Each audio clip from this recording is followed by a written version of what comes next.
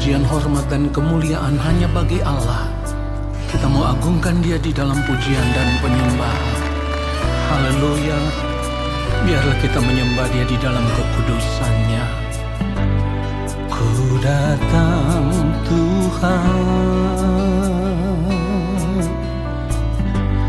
di hadirat-Mu, membawa korban,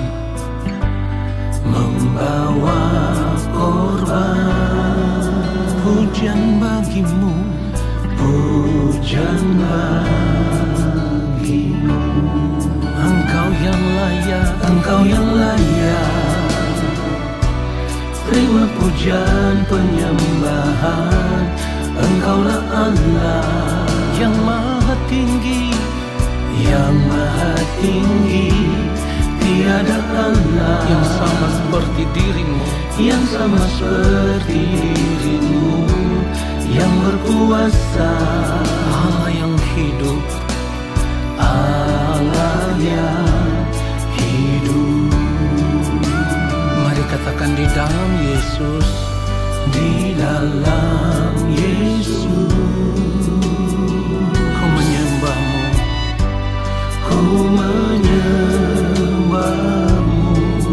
Engkau pulihkan, Engkau pulihkan. Amin, haleluya. Dan selamatkan, dan selamatkanku. Engkau yang layak, Engkau yang layak. Terima pujian penyembahan.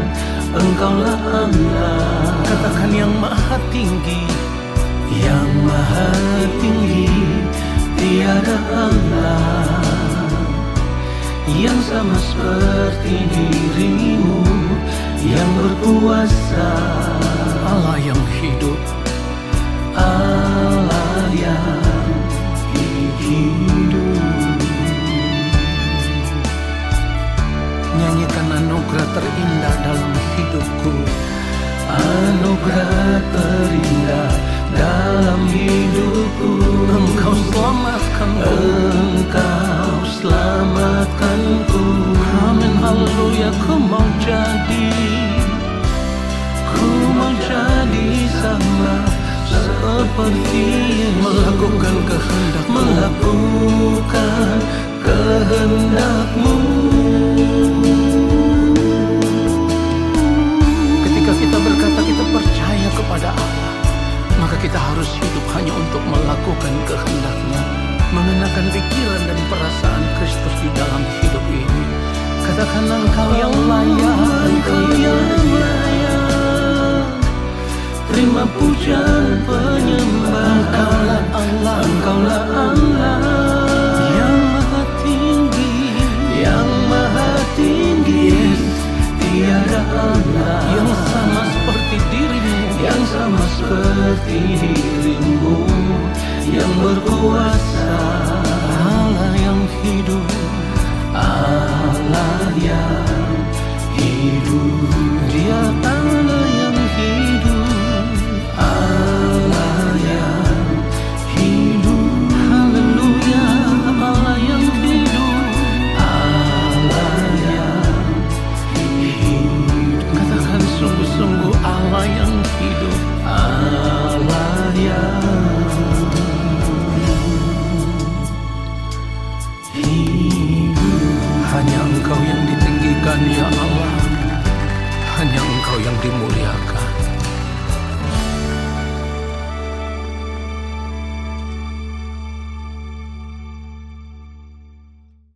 Mari kita siapkan hati kita. Yang mulia Allah Bapa kami yang ada di dalam kerajaan sorga. Kembali saat ini kami semua ada di hadapan Bapa. Kami mau menanti-nantikan Bapa berbicara bagi kami lewat kebenaran firman-Mu. Kami merindukan lawatan-Mu ya Allah. Dan kiranya setiap kebenaran firman-Mu ya Tuhan yang kami dengar, itulah yang mengubah kami. Roh Kudus Tuhan kiranya berkenan mengurapi setiap kami ketika kami ada di dalam saat teduh, duduk diam dan menikmati kebenaran firman-Mu. Roh Kudus Tuhan yang akan memberikan kepada kami pengertian, supaya kami boleh mengerti akan kebenaran firman-Mu ya Tuhan, sesuai dengan apa yang Bapa kehendaki. Lalu kami mau hidup seturut firman-Mu. Kami mau tinggal di dalam firman-Mu dan biarlah firman-Mu tinggal di dalam kami. Bapa, hamba-Mu hanyalah alat yang tidak dapat berbuat apa-apa jika Bapa tidak mengurapi hamba. Taruhlah setiap perkataan dalam lidah bibir mulut hamba, supaya apa yang hamba sampaikan adalah merupakan kebenaran yang benar-benar berasal dari hati Bapa, kebenaran yang sesuai pikiran dan perasaan Bapa. Kuduskan semua kehidupan kami, maafkan ketidaktepatan hidup kami, ampuni pelanggaran salah dan dosa kami ya Allah, supaya ketika kami ada di hadapan-Mu saat ini, kami semua ada dalam kesucian kekudusan Bapa Surgawi. Di dalam nama Tuhan Yesus Kristus, kami siapkan hati kami untuk menerima kebenaran firman Tuhan saat ini. Haleluya. Amin. Saudaraku yang dikasihi oleh Tuhan Yesus Kristus, bagi sebagian besar orang percaya yang sejak lahir sudah menjadi Kristen, karena memang lahir dari keluarga Kristen saudaraku, maka ketika berdoa memanggil Allah dengan sebutan Bapa, itu sudah menjadi satu hal yang biasa. Bahkan sejak kecil, orang-orang yang lahir sudah otomatis menjadi Kristen, sudah diajarkan doa Bapa kami sejak kecil juga, saudaraku. Jadi memanggil Allah dengan sebutan Bapa itu adalah merupakan suatu hal yang sudah biasa. Saya sendiri lahir dari keluarga Kristen. Bahkan orang tua saya pun melayani Tuhan. Artinya sekalipun saat itu mereka hanya menjadi majelis gereja, artinya bukan menjadi pendeta, saudaraku. Dan saya ingat benar mama saya dari dulu juga mengajar sekolah minggu. Saya terus dibawa ya untuk mengikuti sekolah minggu, atau ada juga ibadah untuk anak-anak di tengah minggu. Lalu biasanya di akhir ibadah itu ada doa Bapa kami. Sebelum doa penutup daripada ibadah itu, bahkan saya sudah sering ditugaskan untuk berdoa. Tentu doa Bapa kami, dan itu sudah sejak kecil doa itu dihafal, ya, diingat, tidak pernah lupa saudaraku. Tetapi ketika berdoa saat itu, doa itu memang diucapkan dengan begitu lancar sampai selesai, sampai kata amin. Namun saat itu sama sekali tidak pernah terpikirkan bahwa di balik doa Bapa kami itu ada sebuah tanggung jawab yang besar. Ketika kita menyebut atau memanggil Allah dengan sebutan Bapa, ya, itu sebenarnya mengandung tanggung jawab yang sangat besar, tanggung jawab yang sangat berat. Dan ingat baik saudaraku, doa Bapa kami ini diajarkan oleh Yang Mulia Tuhan Yesus Kristus. Ini adalah sebuah formula doa yang begitu sempurna. Karena kalau kita mau melihat keutuhan doa itu mengandung sebuah makna hidup yang sangat luar biasa saudaraku. Itulah kenapa saya katakan doa Bapa kami ini adalah sebuah formula doa yang sangat luar biasa yang diajarkan oleh Yang Mulia Tuhan Yesus Kristus. Tetapi selama ini di dalam kehidupan kita sebagai orang percaya, kita mengucapkan doa ini hanya sebagai sebuah doa hafalan saja, tanpa benar-benar meresapi bahwa ternyata di dalam doa ini ada muatan tanggung jawab sebagai orang percaya yang begitu besar. Karena apa? Kita diajarkan untuk memanggil Allah dengan sebutan Bapa. Dan hal itu sudah dimulai sejak awal berdoa. Kalau kita melihat di dalam Matius pasal yang ke-6, di mana doa Bapa kami ini tertulis mulai dari ayat 9 sampai ayat 13, kalimat doanya dimulai dengan Bapa kami yang di surga. Memanggil Allah dengan sebutan Bapa, seharusnya kita menyadari siapa kita, sehingga kita dilayakkan untuk memanggil Allah dengan sebutan Bapa. Tetapi yang mulia Tuhan Yesus Kristus mengajarkan akan hal itu kepada kita sebagai orang percaya. Disinilah kita harus menyadari bahwa ada tanggung jawab yang besar ketika kita menyebut Allah, memanggil Allah dengan sebutan Bapa. Kita harus mulai berpikir bahwa Allah Bapa di sorga itu adalah Allah yang begitu kudus, Allah yang begitu mulia, Allah yang begitu agung, saudaraku. Jadi ketika kita memanggil Allah dengan sebutan Bapa, Bapa kami yang di surga, artinya kita harus memiliki kegentaran. Ya, kita harus memiliki rasa takut yang benar akan Allah. Jadi ketika kita berdoa, kita ucapkan Bapa kami yang di sorga, dikuduskanlah namamu. Tetapi kalau kita melihat kepada keadaan hidup kita yang ternyata tidak sesuai dengan pribadi Bapa yang kudus, yang mulia, yang agung itu, maka sebenarnya kita sedang mempermainkan Tuhan. Karena kalau kita menyadari Bapa itu kudus, lalu kita berdoa, kita memanggil namanya Bapa kami yang di sorga, itu juga artinya kita harus menjaga segenap hidup kita supaya tetap ada dalam kekudusannya. Kalimat selanjutnya dikatakan, dikuduskanlah namamu, saudaraku. Artinya di dalam segenap hidup kita pun kita harus menguduskan nama Bapa di dalam kehidupan kita, dari cara hidup kita, dari gerak pikiran kita, dari perkataan, dari perbuatan kita, dari seluruh tingkah laku kehidupan kita, dari seluruh tindakan hidup kita, harus menunjukkan bahwa kita benar-benar menguduskan nama Bapa di dalam kehidupan kita, saudaraku. Dan ini yang seharusnya membuat kita benar-benar memeriksa seluruh keberadaan hidup kita. Kita harus memiliki kegentaran yang benar di hadapan Bapa. Kalau kita melihat kebenaran firman Tuhan, 1 Petrus 1 ayat 17 dikatakan apa? Dan jika kamu menyebutnya Bapa, yaitu Dia yang tanpa memandang muka menghakimi semua orang menurut perbuatannya, maka hendaklah kamu hidup dalam ketakutan selama kamu menumpang di dunia ini. Perhatikan itu, saudaraku. Artinya kalau kita menyebut Allah dengan panggilan Bapa, maka kita harus memiliki kegentaran yang benar, ya, rasa takut akan Tuhan yang benar.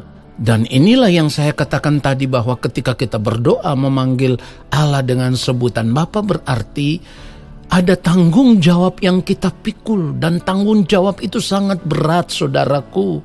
Sebagaimana Bapa itu kudus, Bapa itu agung, Bapa itu mulia, Bapa itu suci, maka seperti itu jugalah keadaan hidup kita yang sesungguhnya sebagai orang percaya.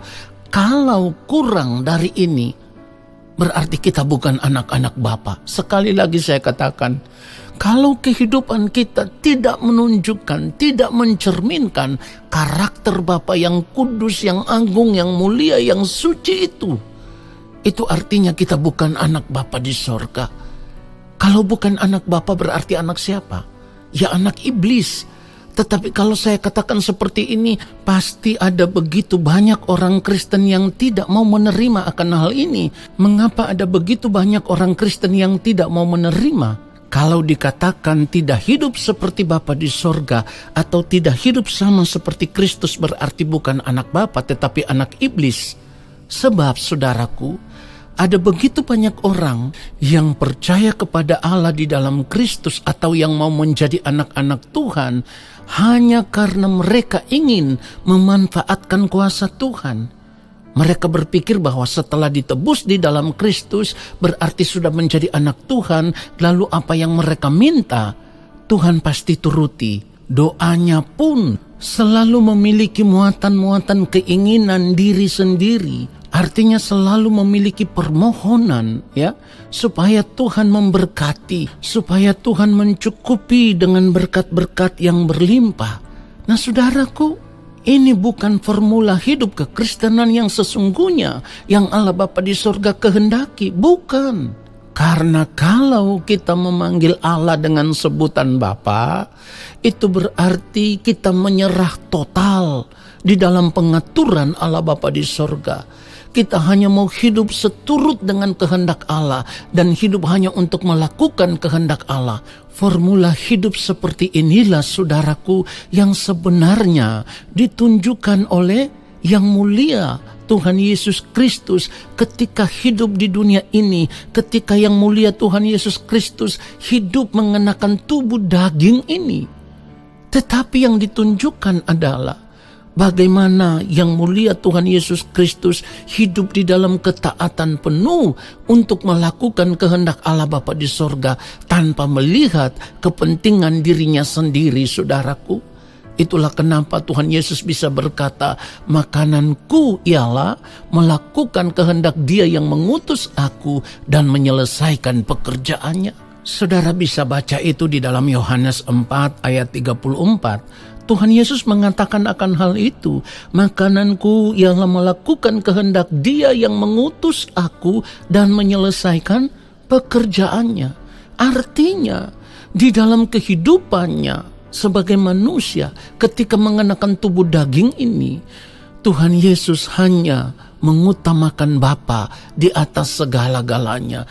Tuhan Yesus hanya mau melakukan satu hal, menyukakan dan menyenangkan hati Bapa dengan melakukan semua kehendak Bapa. Itulah sebabnya Tuhan Yesus katakan, makananku ialah melakukan kehendak Dia yang mengutus aku.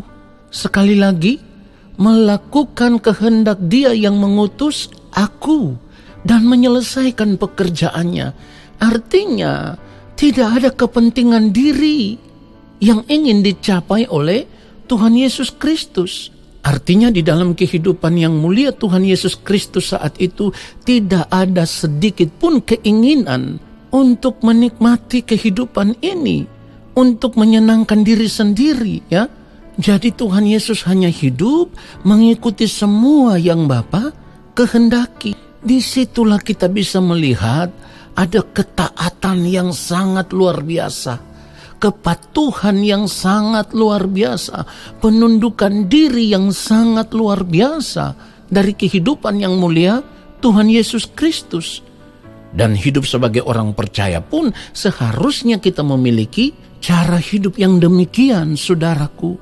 Apapun yang kita lakukan di dunia ini tidak ada lagi untuk menyukakan, menyenangkan diri sendiri.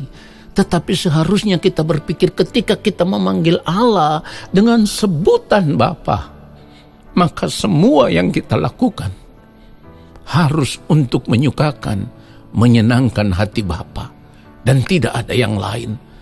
Tetapi kalau kita perhatikan cara hidup kita lebih tergoda untuk menikmati kesenangan-kesenangan hidup yang dunia tawarkan saat ini, saudaraku. Kita ingin memiliki kenyamanan hidup, kebahagiaan hidup dunia, ya. Kita ingin hidup sesuka hati kita. Kalaupun kita berdoa, kita pasti meminta, Tuhan berkati pekerjaanku, ya. Berkati usahaku, buatlah apa yang kulakukan itu semuanya berhasil.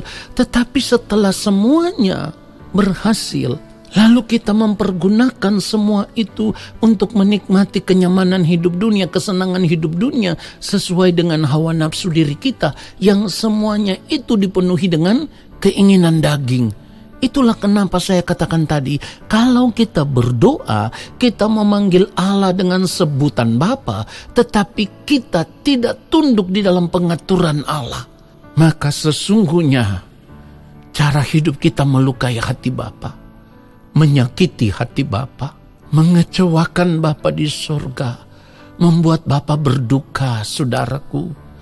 Itulah kenapa kalau kita melihat cerminan hidup yang mulia Tuhan Yesus Kristus, sekalipun Tuhan Yesus harus menderita, asalkan Bapa di sorga disenangkan. Karena firman Tuhan katakan apa? Dan sekalipun ia adalah anak, ia telah belajar menjadi taat dari apa yang telah dideritanya. Perhatikan itu, sekalipun menderita, Tuhan Yesus harus menerima semuanya itu demi menyukakan dan menyenangkan hati Bapa di sorga. Inilah pelayanan yang sesungguhnya, saudaraku. Karena kalau kita hidup sebagai orang percaya, kita terpanggil untuk melayani Bapa di sorga. Itu berarti kita melayani perasaan Bapa. Dan Tuhan Yesus selama hidup di dunia ini selalu hidup hanya untuk melayani Bapa di sorga, melakukan kehendak Bapa, menyukakan dan menyenangkan hati Bapa. Sekalipun apa? Ia harus menderita. Saudara perhatikan itu. Tetapi lewat penderitaan itulah, saudaraku, yang mulia Tuhan Yesus Kristus bisa mencapai kesempurnaannya. Ya. Dari kesempurnaan hidup yang dicapainya, barulah ia bisa menjadi pokok keselamatan yang abadi bagi semua orang yang taat kepadanya. Perhatikan baik. Kalau kita berkata kita ada di dalam Kristus, tetapi kita tidak hidup sama seperti Kristus, kita tidak taat sama seperti Kristus, maka saya mau katakan, kita juga tidak bisa diselamatkan di dalam Kristus. Karena firman Tuhan katakan, Tuhan Yesus itu hanya menjadi pokok keselamatan yang abadi bagi semua orang yang taat kepadanya. Artinya ketika kita taat kepada Tuhan Yesus Kristus, hal itu sama dengan kita taat kepada Bapa di sorga. Nah, saudaraku, hal ini menunjukkan kepada kita bahwa ternyata hidup kekristenan itu tidak semudah seperti yang kita pikirkan selama ini. Di mana banyak orang percaya berpikir yang penting sudah berada di dalam Kristus, sudah percaya kepada Allah di dalam Kristus, lalu ketika sudah menjadi anak-anak Allah nanti pasti akan diberkati, ya. Hidup menikmati dunia ini dengan segala kesenangannya, lalu nanti ketika berada di balik kematian pasti masuk surga. Saudara, kalau sebagai orang percaya kita memiliki pola pikir yang demikian, maka sebenarnya kita sedang menghina Tuhan, saudaraku. Kita tidak menghargai Allah Bapa di sorga. Bahkan dengan cara hidup kita yang sembrono, hidup mengikuti keinginan diri kita sendiri, kita sedang mempermalukan Allah, saudaraku. Dan dengan cara hidup yang demikian, saya harus katakan dengan tegas, sebenarnya kita tidak pantas memanggil Allah dengan sebutan Bapa kalau kita tidak hidup sama seperti Kristus. Jadi jangan pernah berpikir bahwa menjadi orang Kristen itu pasti enak, ya. Karena sudah terima Yesus lalu pasti nanti akan diselamatkan. Saya katakan tadi, ketika kita memanggil Allah dengan sebutan Bapa, ada tanggung jawab yang besar dalam kehidupan kita. Itulah sebabnya firman Tuhan katakan, kalau kita lihat di dalam Matius pasal yang kelima ayat 20, Matius pasal yang kelima ayat 20 dikatakan apa? Maka aku berkata kepadamu, jika hidup keagamaanmu tidak lebih benar daripada hidup keagamaan ahli-ahli Taurat dan orang-orang Farisi, sesungguhnya kamu tidak akan masuk ke dalam kerajaan sorga. Perhatikan itu, ada satu penekanan yang sangat luar biasa. Kalau kita tidak benar-benar hidup sama seperti Kristus, ya. Digambarkan di sini kalau hidup keagamaanmu tidak lebih benar daripada hidup keagamaan ahli-ahli Taurat dan orang-orang Farisi, ya, sesungguhnya kamu tidak akan masuk ke dalam kerajaan sorga. Dengan kata lain saya mau katakan, kalau kita tidak benar-benar hidup sama seperti Kristus telah hidup, kita tidak akan pernah diterima di dalam kerajaan sorga. Ini kedengarannya keras, tetapi maaf, ini standar kehidupan orang percaya. Tidak boleh kurang dari ini, saudaraku. Itulah sebabnya kalau kita berdoa, kita berkata, Bapa kami yang di sorga, dikuduskanlah namamu. Berjuanglah untuk hidup sama seperti Kristus telah hidup, yaitu hidup hanya untuk melakukan semua kehendak Allah Bapa di sorga, sekalipun kita berada di dalam penderitaan. kita tetap taat. Maka ketika kita berada di balik kematian, Bapa akan mengenal kita sebagai anak-anaknya yang sah, sebagai ahli waris kerajaan Allah. Dan kita akan mendengar suara Bapa yang berkata, "Inilah anakku yang kukasihi, kepadanya lah aku berkenan." Saudaraku, ini sebenarnya yang menjadi satu-satunya pengharapan kita sebagai orang percaya. Pengakuan dari Allah Bapa di sorga bahwa Bapa mengenal kita sebagai anak-anaknya. Tuhan Yesus memberkati kita semua. Amin. Mari kita angkat tangan di hadapan Bapa dan terimalah berkat-Nya.